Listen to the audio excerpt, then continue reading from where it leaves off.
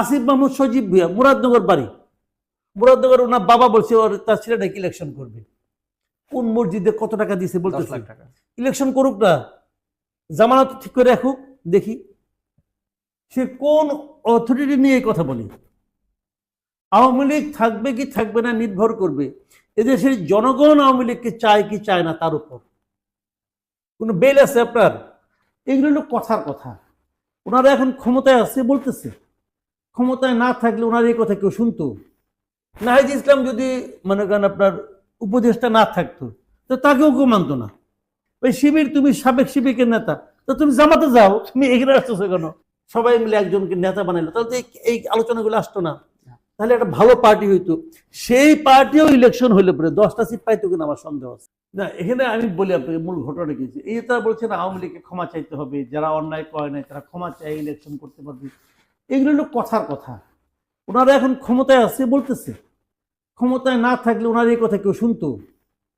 আমার তো সন্দেহ আছে ভাই, কেন শুনবে তার কথা? সে কে? সে কোন অথরিটি নিয়ে এই কথা বলে?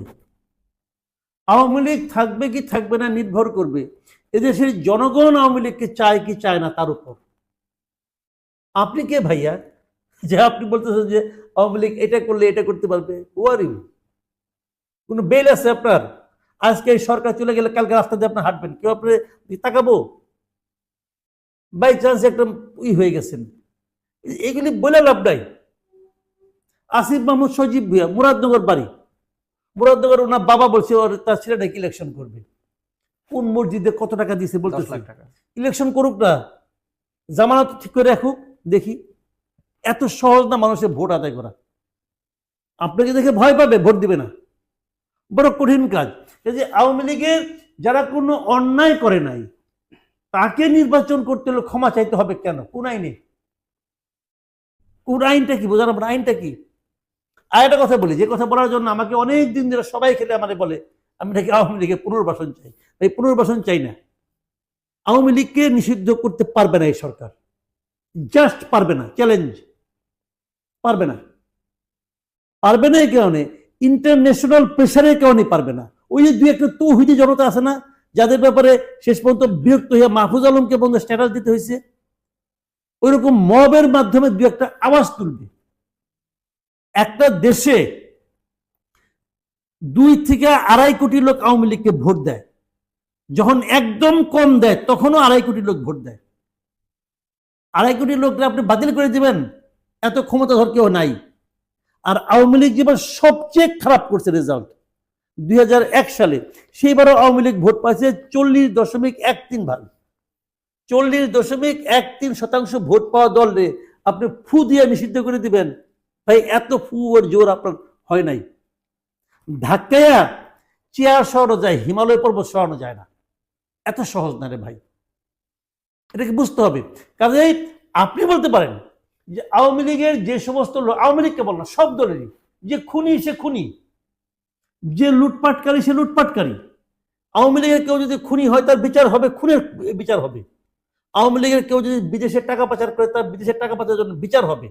এই বিচার করতে গেলে আওয়ামী লীগের একটা বড় অংশ যারা নাকি শীর্ষস্থানীয় আছে তাদের হয়তো নির্বাচনের বাইরে চলে যেতে হতে পারে, নেতৃত্বের বাইরে চলে যেতে হতে পারে, যাবে।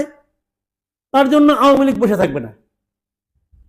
শেখ হাসিনা চলে গেলে আওয়ামী লীগ মারা যাবে না। আওয়ামী লীগ আর শেখ হাসিনার সমর্থক নয়। যখন শেখ হাসিনা না ছিল তখন আওয়ামী লীগ ছিল, তখন আওয়ামী লীগ ছিল, কাজে সমস্যা নাই। যখন শেখ হাসিনা থাকবে না তখন আওয়ামী লীগ থাকবে। ভাই, একটা দল গড়ে উঠবে তার মতো করে, তো সেই দলটাকে আপনি নিষিদ্ধ করে দিবেন, সেই দলের যে নিরপরাধ তাকে ক্ষমা চাওয়াবেন। ভাই, দুনিয়াটা এত সহজ না।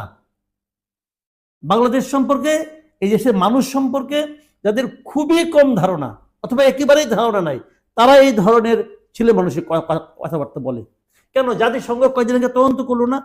ওই তদন্ত নিয়ে তো আপনারা খুব মাতামাতি করলেন, খুব খুশি হয়েছেন, আমিও খুশি হয়েছি যে শেখ হাসিনা দোষী, তার শাস্তি করতে হবে, অমুক তমুক, সব ঠিক আছে। ওখানে বলে নাই তারা কোনো দল নিষিদ্ধের পক্ষে না। তো আপনি ওইটুক মানেন, এইটুক মানেন নাকি? এইটুকু আপনার পক্ষে যান, এই জন্য এটা হয় না। কাজেই ওই আপনি নাসির উদাহরণ নিয়ে আসতেছেন, আনেন উদাহরণ, আনেন। এরা তো ওই সমস্ত দেশেই লোক, তারা তো এটা বলে গেছে। তো এখন কি হবে না হবে আমি জানি না, গায়ের জোরে করতে পারেন, যদি গায়ের জোরে নিষিদ্ধ করার চেষ্টা করেন তাহলে ক্ষতিগ্রস্ত হবেন।